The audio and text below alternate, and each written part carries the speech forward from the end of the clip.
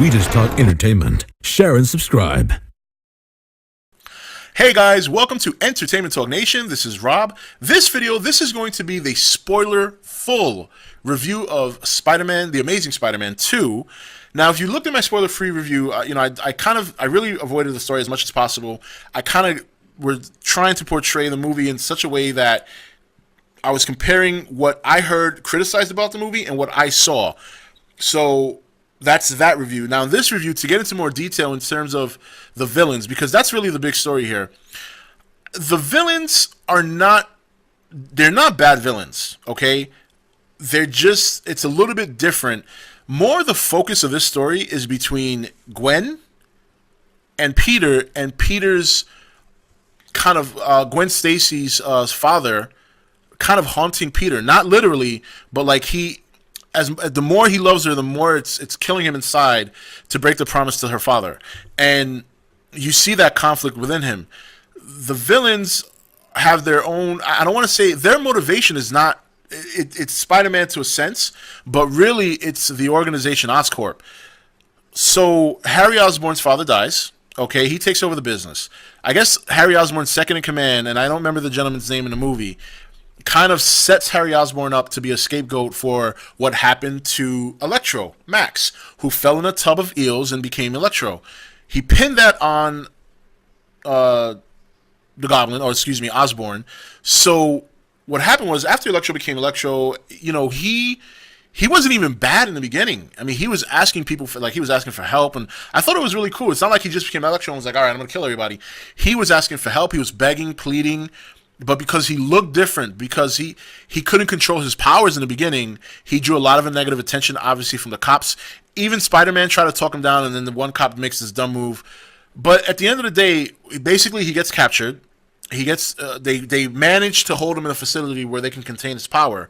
So once Harry finds out that he's got the same disease that his father has, he realizes through some extensive research that was done at Oscorp with Peter Parker's father at the time, way back when, and Harry Osborn, that the blood from, or the venom rather, from the spiders that bit Peter can heal or at least sustain Harry, who has the same disease as his father. So basically, he needs Spider-Man's blood to live.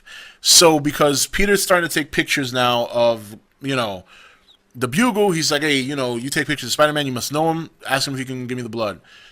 Obviously, at this point, he says no. Later on in the movie, not at that point.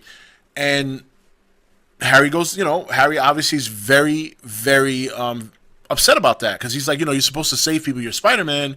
And at this point, he doesn't know that Peter is Spider-Man yet. Peter came as Spider-Man to tell him.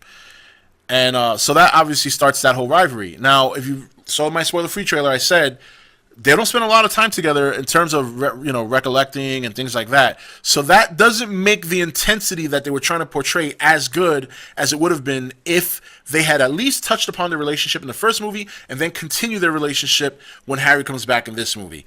So basically, at that point, Harry gets ousted from Oscorp. Before that happened, he found out about what happened with Electro. That's how he knew he was being set up. So he found out where he was at. He goes, he frees him, they team up. In a sense, Electro goes to get the grid. He created this special power grid, the inventor, and Oscorp basically took the invention from him. So he goes to reclaim it by basically blacking out the city.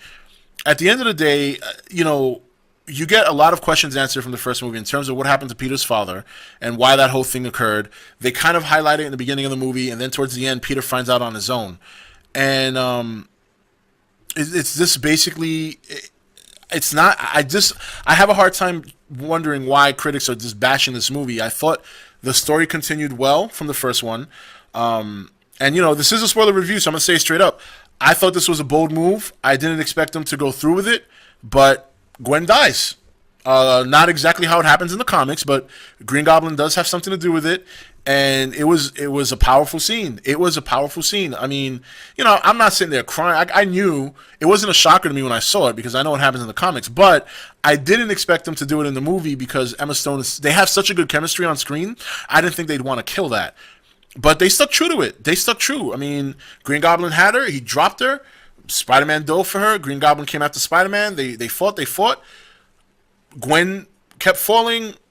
Spider-Man fought off Goblin, dove down, hit the web, got her right in the chest, and right as it hit her in the chest, the web, to pull her up, boom, her back hit the floor, and she pretty much bounced off the floor, and you just knew she was dead. It was actually it was kind of a fucked up scene, actually. I wasn't expecting it to go down like that, but it was good. It was a good movie. I don't. Again, that's just me. Like I said in my last video, and I'll say it in this one. I can't kill a movie for doing the same thing other superhero movies are doing. Avengers, the whole setting up other movies. If anything, I think they're going to make up for the lack of development between Harry and Peter in this movie. I think they're going to make up for that in the next movie because Goblin's still alive and he's still running. I mean, he's in the asylum, but it looks like he's going to be set free by the gentleman in the cap, who I think his name now has been revealed as Mr. Fierce or something like that, or Pierce, something along those lines. I got to look that name up. I'm sure it means something or it's somebody, but I don't remember off the top of my head. There was no end credit scene other than the X-Men scene they showed in the middle of the credits, which was a brand new scene that hasn't been seen before. But look, the movie was good. As much as I love Godzilla, as much as I hated the fact that they saturated the trailers, and as skeptical as I was going in because of all the negative reviews, it was a very good movie. So there you have it, Spider-Man, The Amazing Spider-Man 2. I loved it. Can't wait till it comes out on DVD to add it to the collection. I thought it was better than the first one. The music was fantastic. The action sequences were good. The story carried over from the first one. Emma Stone and Andrew Garfield did very well. I like Jamie Foxx as Electro. I think he did a great job. The villains were not the focal point of the movie. They're not. The focal point is Peter's struggle with the promise, obviously his relationship with Gwen, and the villain's struggle is Max being rejected by everybody, and that just infusing his anger. Nobody notices him. Nobody cares about him. And he just feels like society doesn't accept him, even though he's a brilliant scientist, a brilliant engineer, and has created something for the city that that is a great resource of clean energy. And these are things that I understand critics can't mention this because they're spoilers, but I think those are elements that play a good factor into why a character would go villainous, in terms of, I created this design to help people. I bust my tail to help you. I'm a great engineer. I'm a good worker. I'm reliable. The guy worked late on his birthday. Nobody talks to him. Nobody notices him. Nobody cares about him. He gets this power, and even then, if he would have an opportunity to help people still reject him. To me, that seems like a perfect reason to just say, all right, you know what? Fuck everyone then. So, I don't know. That's just my opinion. Critics are critics. It is what it is. But if you like Spider-Man, go see the movie. There's just no way you can't enjoy this movie. It's a good movie. It's very entertaining, and that's what I love, entertainment. This is Rob signing off for ETN, where we don't do news, we just talk entertainment. Take it easy. Thank you for watching ETN. Don't forget to subscribe and join the Nation Facebook page. You're watching ETN, where we don't do news, we just talk entertainment. Share and subscribe. Hey guys, welcome to Entertainment Talk Nation. This is Rob. This is going to be the spoiler-full review of Spider-Man, The Amazing Spider-Man 2. Now, if you looked at my spoiler-free review, I really avoided the story as much as possible.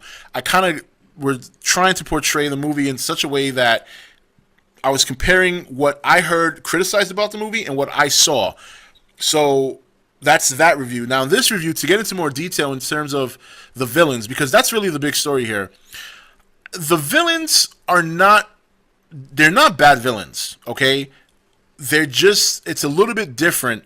More the focus of this story is between Gwen and Peter, and Peter's kind of, Gwen Stacy's father, kind of haunting Peter. Not literally, but like the more he loves her, the more it's killing him inside to break the promise to her father. And you see that conflict within him. The villains have their own, I don't want to say, their motivation is not